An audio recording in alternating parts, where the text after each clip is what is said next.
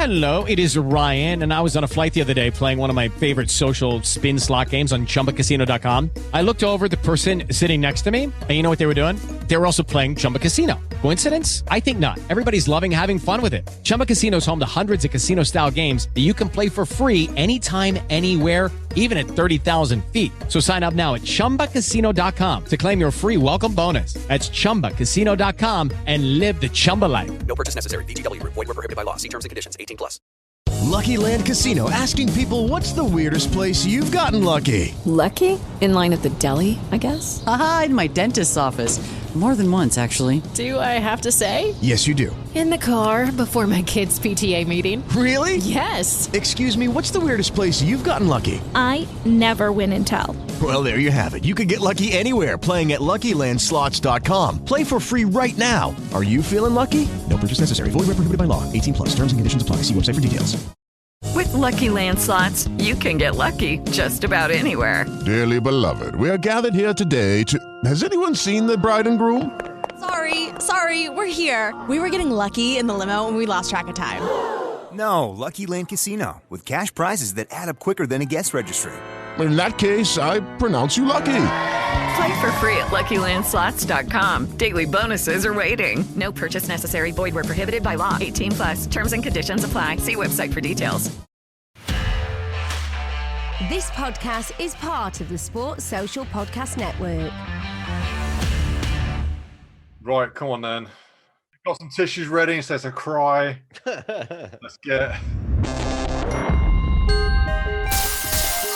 Welcome back. Not that it's news to us or anyone listening, but 2020 was a hell of a year for everyone around the world. And for so many of us, 2021 has not been as big of a break from what we've just been through as we would have hoped. And it's gotten us here in the World of Martial Arts show to thinking about and discussing a little bit with one another about what happens when life happens. Martial art for so many of us is a part of our life and our lifestyle. It's a part of not just what we do with our time, but maybe who we are.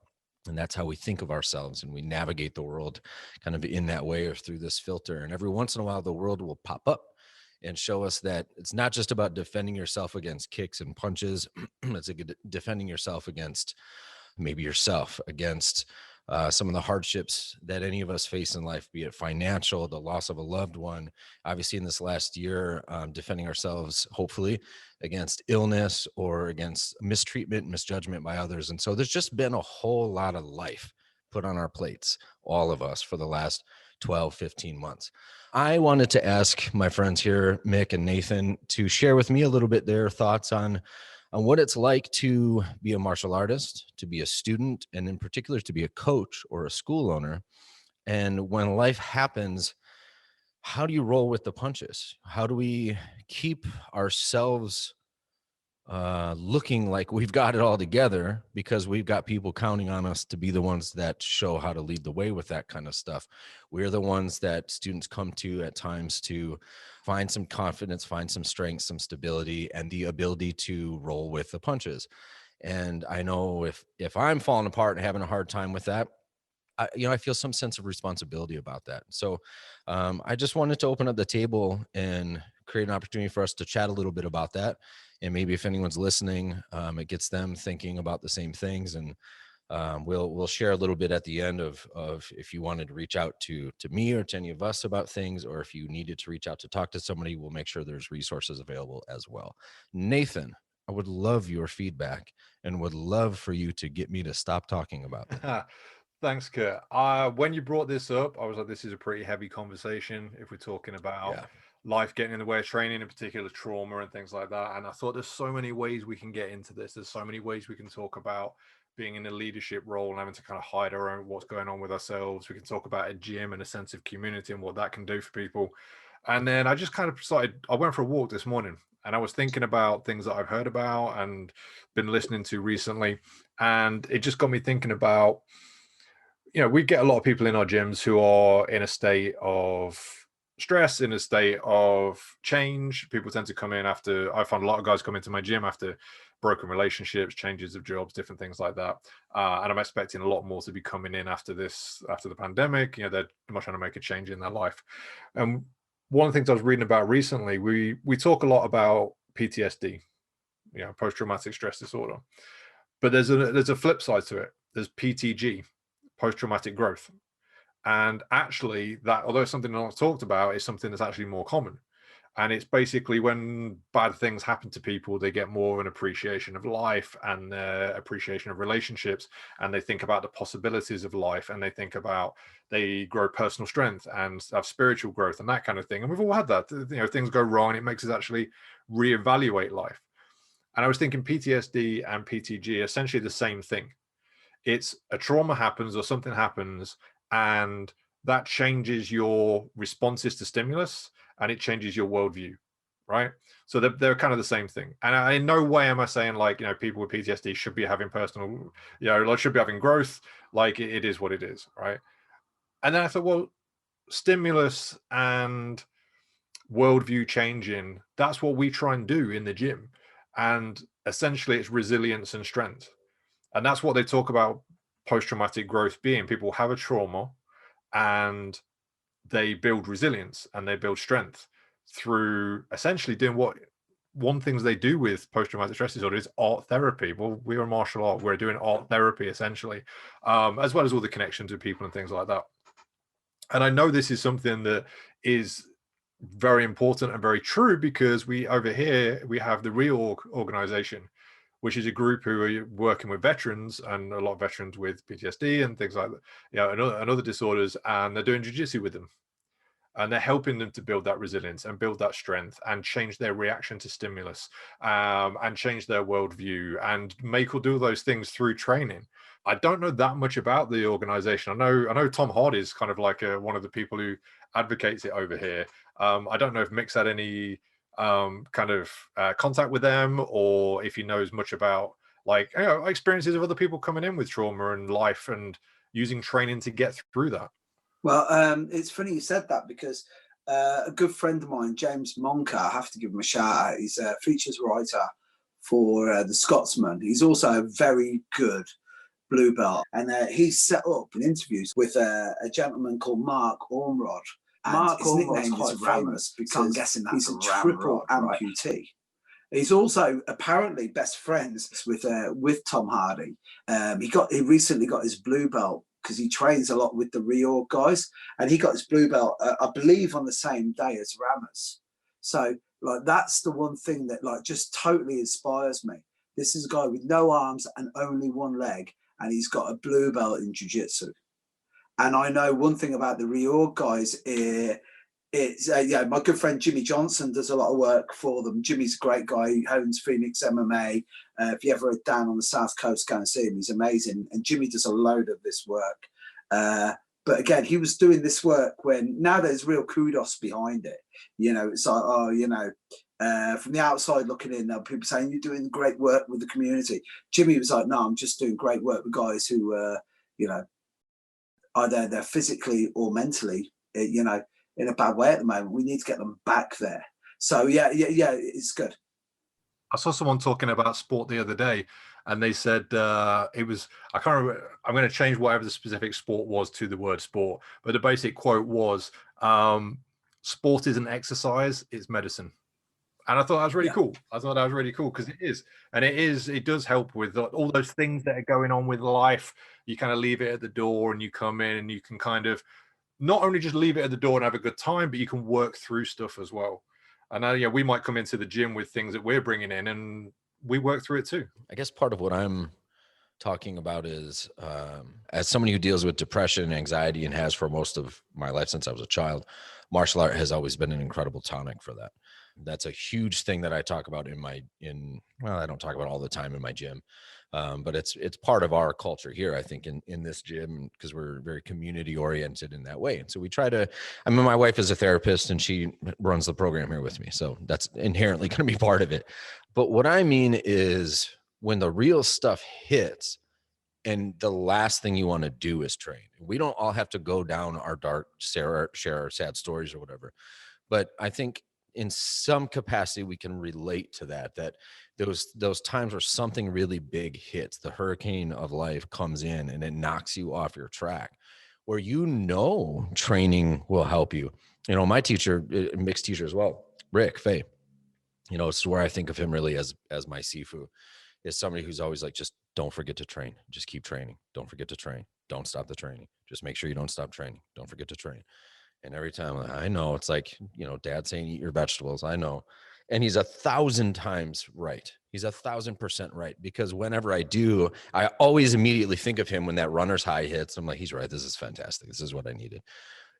But that getting off the couch, that getting out of bed, that thing is really difficult when life really comes in and sucker punches you right in the nuts, right? I mean, when it really blindsides you.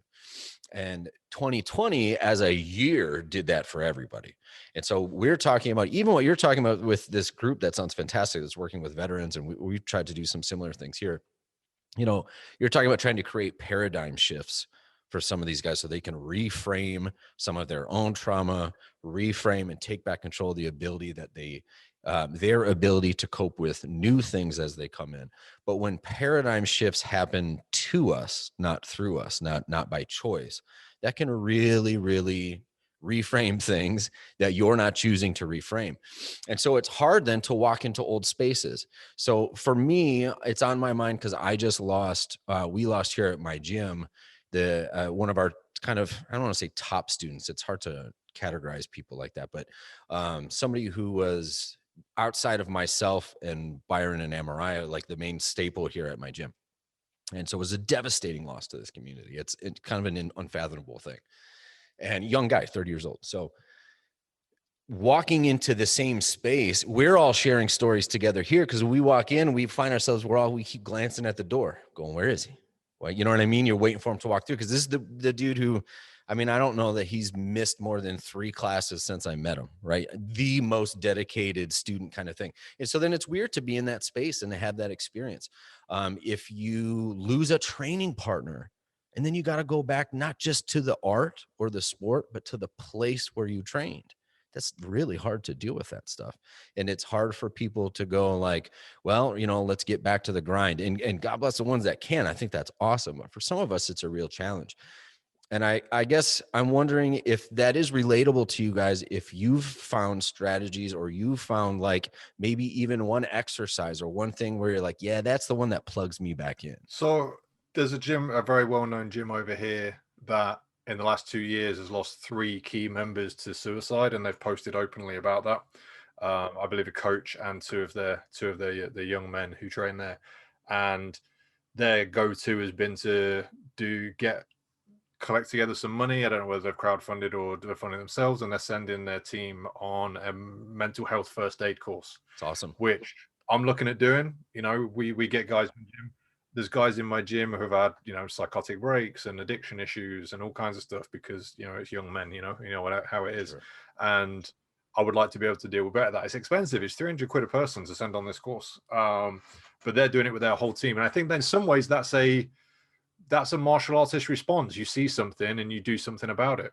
But often, sometimes we're in that position. Like you see a punch coming, you do something, right? So we see, okay, there's this thing happening with this group. We're going to do something about it. People who are martial artists are often quite proactive, and especially people who are in gyms because they've got there by being proactive, by wanting to do their own thing, by wanting their own team, that kind of thing.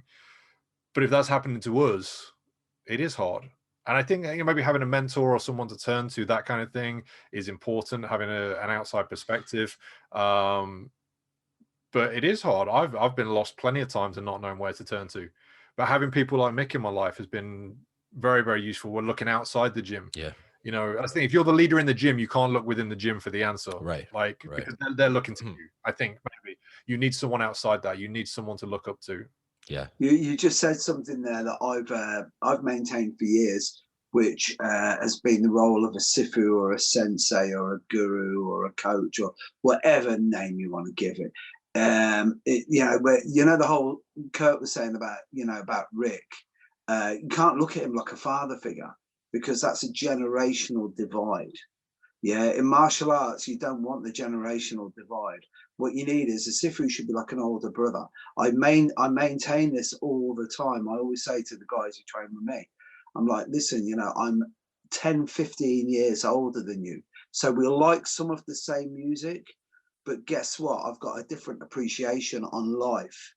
but I'm still sort of relevant and I still know where we're coming from. So I've made the mistakes, but they haven't been like 25 years ago. They were only recently, you know what I mean? And it was where Kurt was saying this strategies that you have. I remember, when you talk about martial arts helping you, martial arts has saved my life 3 times. And it saved my mental health a lot more, but 3 times it has saved me. It truly has saved me. Nathan knows it. The last time I had an anxiety episode, and I don't want this to be like, as you were saying about sharing your own stories, but it was medical anxiety based through an injury I'd picked up through jiu-jitsu. And what I did was stupidly, instead of just going on the mat and doing anything, even just putting on the pajamas and shrimping up and down the mat, what I did was I said, no, I'm going to take time off. I took time off, which meant then I spent more time in my brain, which meant that I still had to go and teach classes, which meant that I was sitting in my car going, Mick, you're a fucking fraud in the car, and then going, boom, putting on my game face, and then going in there and having to be basically a hypocrite, which is the reason why I got into martial arts, because I didn't want to be a hypocrite. Right. Because the thing is, that's why I got into martial arts, because I wanted to be authentic and I didn't give a shit how much it cost. And when I was a younger, more able man, as I said, first 16 years of my life was like a really bad country and western song. 2 things have saved me: martial arts and my wife. They're the 2 things. Everything else I couldn't give a fuck about. I can get rid of everything else apart from my wife and my family, obviously, and martial arts. They're the things that have got me. But when you were saying about the coping mechanism, I remember I was there and I was having a hypertensive crisis. I'm like this going, and I kept saying this mantra: this too shall pass, this too shall pass, this too shall pass. And I'd almost got myself out of that, gone back into training. And I was with Nathan Leverton when it was funny because I found out my father had passed literally as I drove away from Nathan's house. Well, we were sat in the car. I saw a meme once that said a chat in a car is low-key therapy. Yeah. And it is. Like, we were sat there, like the end, you instead of just jumping out and going in the house, you kind of sit there and you chat for a little bit. We were doing that. Yeah. We were doing that, and my phone kept buzzing. And I went to my brother, I'll give him a ring back in a minute. Did it again, rang me again. And like the mad thing was, right, I rang up my brother, and my brother went to pieces. He was like, Mick, dad's just passed away. And I was like, oh man. And like I couldn't get it. So this is like, this will give you an idea what martial arts and the friendships that you get from it will bring to your life, right? These are the people that I rang, not in no particular order, right? Obviously, my sons, they know Nathan Leverton, Neil Simpkin, Terry Barnett, and Alan Peaseland. 4 people that the only thing I got in common with them is learning how to kick, punch, strangle, knee, and elbow them in the face. They were the people that I had to ring first. Yeah. Because literally, I remember speaking to Nathan and saying, dude, I don't know what's wrong with me. I feel like I'm a fucking serial killer, because it hadn't hit me. And it was dead funny because every single one of them gave me great advice, but a differing perspective. You don't get that from learning how to do a front kick, right? So Nathan was the voice of reason, and Nathan, fair play to Nathan. Nathan was really honest, because Nathan's like, I haven't really experienced loss. So I don't really know what to say here, but he just listened to me. Al Peason was the same. And then Terry Barnett, I broke down crying, and Terry said, I would be really upset if you hadn't. Because Terry's one of the most emphatic men you'll ever meet. Because he was like, no, Mick, he goes, imagine how awful it would be if someone left your life suddenly and you didn't feel that strongly about them.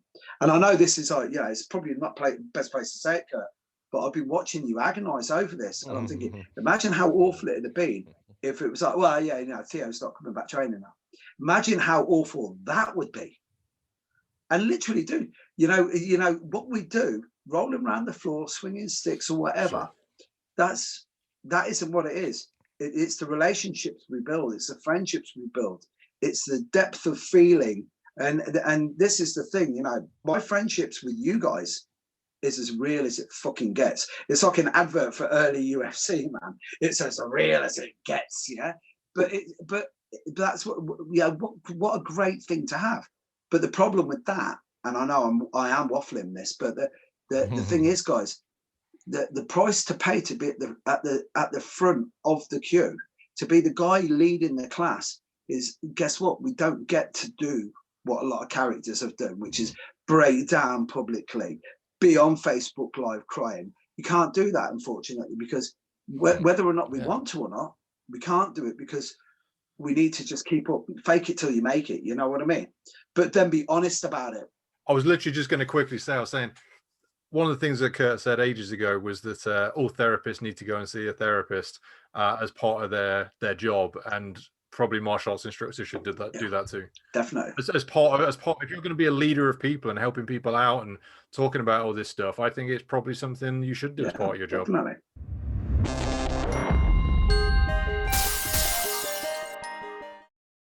The minute we were talking about this, and we were talking about loss, and we were talking about feelings, the real important times in my life when I've ever needed anything, it's always been a friend from martial arts that's been there. Well, what thing is, where do you make friends as an adult, especially with guys? It's like, you're thrown into school, you're supposed to make friends there. You got work, you're supposed to make friends there. Like, and the thing is, you might have friends from when you're a kid, but making an adult friend that you have a link with is very rare. But you do that in martial arts, and that's what you're going to need. You're going to need friends. You're going to need someone to talk to, whether it's to talk about the problem you've got or talk about some other shit and kind of watch a fight together or punch each other in the face. Sometimes you need that. I wholeheartedly believe that's why we see so much talk of, like, this group of martial artists and they're a brotherhood. This, they have that kind of ethos that they're plugging into, this sort of warrior tribe brotherhood thing. One of the reasons I think we see that is because it is, one, hard to find relationships as an adult, two, hard to find friendships as an adult, three, hard to find meaningful relationships and friendships. And so when you get a group of people, especially guys, I feel like, but you get a group of people together and they're kind of centered around one thing, and especially you get enough testosterone in there, you're really starting to encourage that thing to come through. Then once you label it, you put an identity on it. Now everybody gets to be part of a thing. They get to have an identity. They get to be part of a group. They get to have an ethos for their life that matters to them. And they get to have their tribe around them that continues to reinforce who they are, what they do. And it also offers them an outlet, which so many people as adults don't have, any kind of outlet, any kind of social network, or just a person to turn to, right? Someone to hold space for them, if that's all it is, just anything like that. That's been one of the tragic things that we've seen with COVID, is people not being able to get to their people when tragedy strikes, right? People being alone in the hospital and all that kind of isolation, all these stories we hear, they're just awful, awful things that people have to go forward with, remembering or thinking about. Nathan, in the beginning of this, you hit on something that I think is incredible. I want to crack this open with you guys, if you'll indulge me. You described this as, that's what we do as martial artists. That's the martial artist's response, right? Is to, when the punch is coming, you do something about it. So I know it's a big question, but what is the martial artist's response to this? Because there's so many different, like, in my head, I'm hearing and want to give space for, I guess, the kind of martial artist that says, F that, put your big boy pants on, one foot in front of the other, one more round, knock this thing out, grab that problem by the throat and smack it around a little bit and keep moving forward. And there's all these different types of martial artists, quote unquote, out there, and different kinds of tribes and communities and stuff like that out there. I feel like each one is different and probably has its place. So I'm just curious, either what your take is individually as martial artists, or if you have any thoughts on collectively how we are, or how we might want to be, what would be a virtuous way to tackle these things as groups of martial artists in a way that's healthy and isn't just about sounding like a stoic meme or something like that, Okay, yeah, I think we've talked around and bounced around, and I think there are probably several different prongs to this that kind of stand out for me, maybe 3 or 4 different things. The first is the lessons we learn from martial arts. Okay, so We talked about John Will before. John Will says, doing martial arts is shallow learning. Taking those lessons into real life, that's deep learning. That's what we should be doing. So taking the resilience, taking the strength, taking the rolling with the punches, taking the literally the things that we learn, how to see a problem and try and find a way through it, taking those lessons to our life, even if it's our own personal demons that we're thinking about tackling. I think that's part of it. Then the other part is the community. We talk about the community and the friendships, and I joked around earlier, said there's some people argue that women's communication is face to face. They like to just do the communication between each other, and guys is shoulder to shoulder. Guys like to watch a football match, watch a fight, do an activity, do something together. We're doing that. We're doing community. We're creating bonds. We're having that kind of thing. So obviously, yeah, having strategies to cope with life and having people to do that with. I think both of those come through the martial arts and with things that will help us. They tell you in like a lot of things, never be your own coach. I know a really good bodybuilder who runs a gym and he does nutrition plans for loads of different people and stuff like that. He doesn't do his own nutrition plan. He pays someone else to do that for him. And I think we get often being a martial artist is like, you've got your style, you've got your gym, you don't look elsewhere, you don't look for that mentor figure. And maybe we need that. And maybe, like I said, kind of joked around earlier about therapists always needing to go to therapy. Maybe that's what we need. But I think with our strength of the lessons we learn, the community that we create, but then we need something else. We need someone else to look to. And that can be peers like you guys, but maybe it needs to be someone who's outside of that as well. But I think if you don't have those things in place, you're going to be in trouble, And how lucky we are, as you point out, that in the world of martial arts, we do have access to other people to be that coach. And so maybe every martial art coach should see a therapist. I think if you're a professional martial art coach, you need therapy. This is a crazy thing you're doing. but also, maybe the martial art coach should train with another martial art coach, which is something we've talked about in the past, the sheer fact that it's liberating to remember as a martial art teacher that what you do as a martial art student doesn't have to be related to what you teach your students. You're still free to go and explore whatever the hell you like, because martial art has this massive opportunity to engage with things. And yeah, if there's nobody in your circle, in your tribe, in your gym, your school, your brotherhood, or whatever, that you actually feel like you can connect on that stuff with, there might be other groups or individuals where you'll be able to plug in a little bit. That's pretty cool. Basically, what I'm saying, Mick, is come over and swing some sticks with me. And I've not seen you in a while. Definitely, I'm there. That's the one, right? You guys know me. I love jiu-jitsu, but guess what? I don't teach jiu-jitsu, and that's selfishly because guess what? That's my thing. That's my thing. And one day, maybe, But as I was saying, I'll teach you when I'm a black belt, maybe. But the thing is, I remember getting stagnant. I was stagnating in training. And I've got enough BS and Irish blarney to be able to pull the wool over most people's eyes, right? But I knew to myself that there was still something I needed to do, and it was becoming the white belt again, right? So that's what I did. So I went and did jiu-jitsu. Neil Simpkins, a couple of years younger than me, 2 years younger than me, but he's my mentor in that. And literally, if he tells me to do something, I will do it, and I won't question why. And it's funny because I started that literally at the tail end of Terry Barnett not being able to do any more classes. And I know now, looking at, because it was a subconscious thing at the time, but it might have been a little bit more than that. It was, I needed to replace somebody that I was answerable to, who held me accountable for my own training personally as me, because I would stand in front of people pretending that I had all the answers. You know what I mean? Which is the worst thing, because at the end of the day, you're standing there in the front of the class, trying to make out that you're Yoda, when deep down, you're fucking Jar Jar Binks. You know what I mean? So that's the thing, right? So I was like, no, I don't want to be Jar Jar Binks. I don't want to be a Gungan. I want to be Yoda.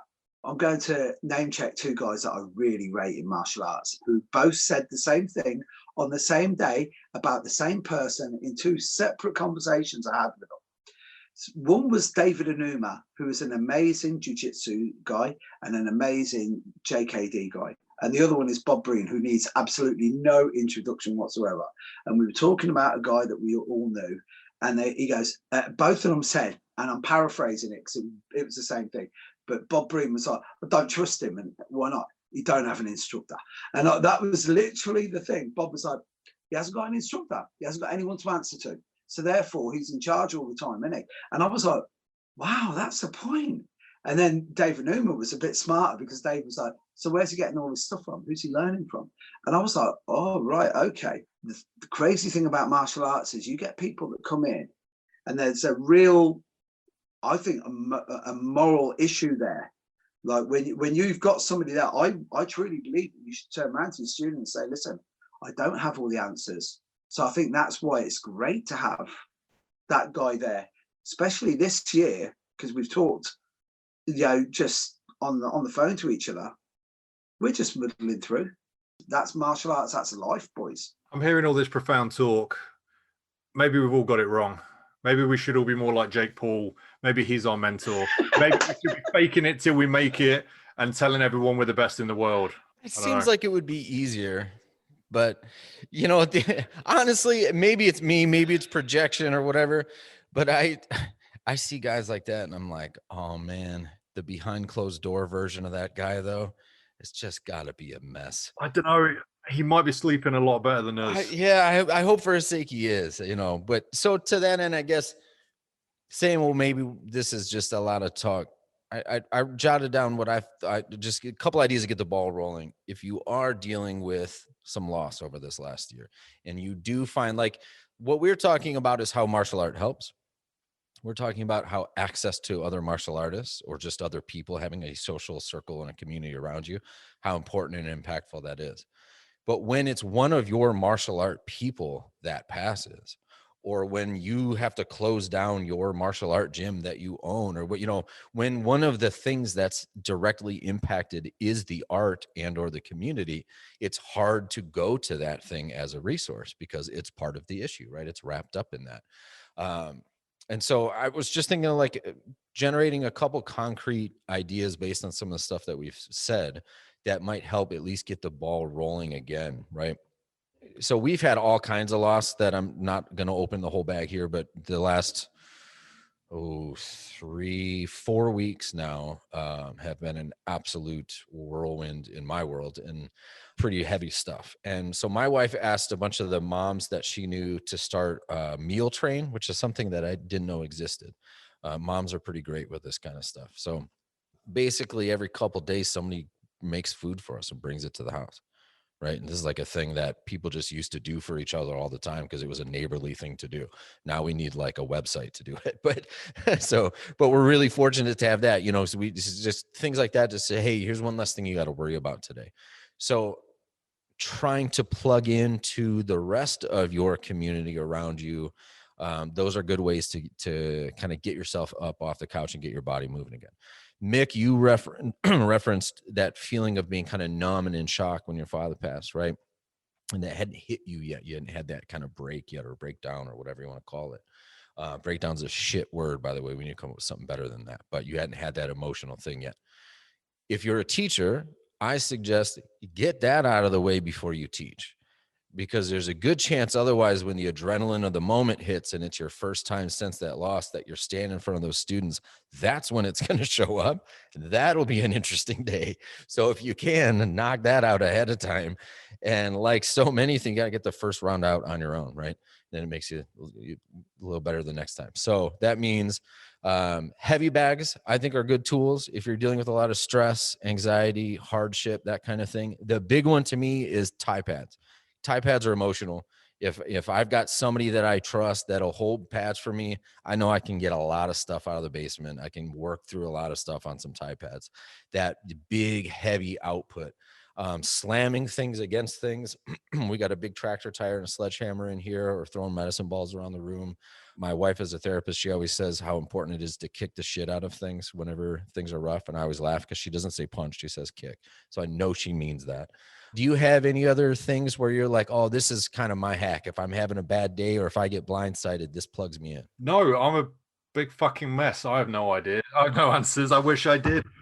I mean, ever since I couldn't really roll anymore because of my health, I haven't found my groove.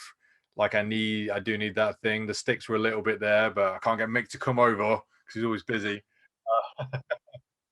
But yeah, no, I have no answers. You know what it's like. You end up just helping everyone else at the gym all the time, and then you go home and you're like, oh shit, I'm just gonna have my dinner and go to bed and not try not to think about it, but it's still there the next morning. I know it sounds a bit dark, but it kind of is when you're in a leadership role. That's sometimes how it is. 100%. It literally is that it's that time where you just have to tap in and externalize it all on something that you're not going to destroy. So you said something really important there about the training partner, somebody I trust with tie pads. Yeah. Because there's 3 people in the world that you're one of them that I will kick tie pads with. Yeah. Because the thing is, it's like, first of all, when I really want to go, and you see me do that like sociopathic shit that I have that mantra where I'm a mechanism, and I say that, and I don't even know where the fuck I got that from, by the way, because I'm like I'm a mechanism somewhere inside. Yeah, and I just you can't reason with me, and I just switch it on and go. And if someone's holding the tie pads and they know that's coming, and I'm not saying that I'm very good, but it literally is. There will be a visceral intent behind that. I'm a big believer in this when it comes to martial arts. It's like, the whole Bruce Lee thing. You will feel the intent because it's a malevolent load of shit that I'm throwing your way here, right? And I truly believe what you were saying. If it's anger and it's rage and it's just, it's the stages of grief. Sure. What you've got to realize is when you're in the denial stage, guess what? Maybe go and have a couple of beers if that suits you, and you're not going to go off on the deep end, right? But if you're in the anger stage, take it. And then when you're in the acceptance stage, guess what? That's the point where it's like, mate, can we just, can we play some Hubert or something? But with someone who's very light-hearted, but that's a long way down the road for most people. And I really have to do that. It's like you were saying, I have a pile of tires in the back garden. I couldn't get the weights, so I've got literally brake discs from my mate, on an Olympic bar on my tires to lift.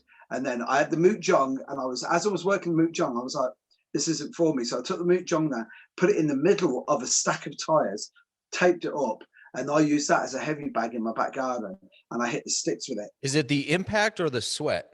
Is it the you know what I mean? What part of it does it for you? It's the impact, it's the sweat, it's the feedback in the forearms, it's the Irish Catholic bit, which it fucking hurts me. So there's a little bit there's a little bit of masochistic tendencies there as well, where there's certain things where you just go, I don't want to rationalize. All I want to do is just vent. And it's why people punch holes in their doors. That's your door, dude. You own that house. Why did you smash your TV up? Right. And I had to do something. Well, get a pile of tires and go out the back and learn how to do an angle 1 correctly then as well. Yeah, Mick, you phrased this earlier, and it's something I wrote down where you said putting on the mask, right? Like before you go into, I was looking out at the alley behind my gym where I park and go, that's the one right there, is that thing of, you said your inner voice was whatever, was being an asshole to you. I forget whatever you said it said, and then you got to put the mask on and go. And sometimes that works, and that's the necessity, right? As the coaches, as the school owners, whatever, that's the role we have to play. One of the things I love most about martial art for me is it lets me take a mask off, right? Where I feel like most of my life otherwise involves having to, or at least I've always felt that way as a kid, since that's been kind of my process, right? So here is different. Here I can take the mask off. Here I have to take the mask off if you're going to punch me in the face, because you're going to knock it right off either way, right? There's not a lot of out here I act like I'm somebody, but when you're punching me in the face, you don't really care about that. You don't care how alpha or impressive I think I project myself to be when you're busting my nose in. So, this is kind of a place that levels that playing field. Doesn't always feel like we can do that on the day, but it's certainly, hopefully, a place where you can access people, practices, ideas, new ideas, right? Alternative ideas, things. Don't try the same thing that you've always been doing when you're going through something, right? Try the next thing, try to find something different, a new idea or a new way to cope or to drive or to move forward. And I think we're all pretty lucky, and we all seem to agree that martial art gives a lot of diversity and variety to that end.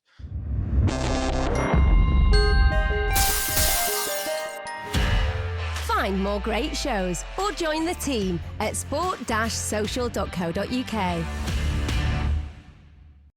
Sports Social Podcast Network. Lucky Land Casino, asking people, what's the weirdest place you've gotten lucky? Lucky? In line at the deli, I guess? Aha, in my dentist's office. More than once, actually. Do I have to say? Yes, you do. In the car before my kids' PTA meeting. Really? Yes. Excuse me, what's the weirdest place you've gotten lucky? I never win and tell. Well, there you have it. You can get lucky anywhere, playing at LuckyLandSlots.com. Play for free right now. Are you feeling lucky? No purchase necessary. Void where prohibited by law. 18+. Terms and conditions apply. See website for details.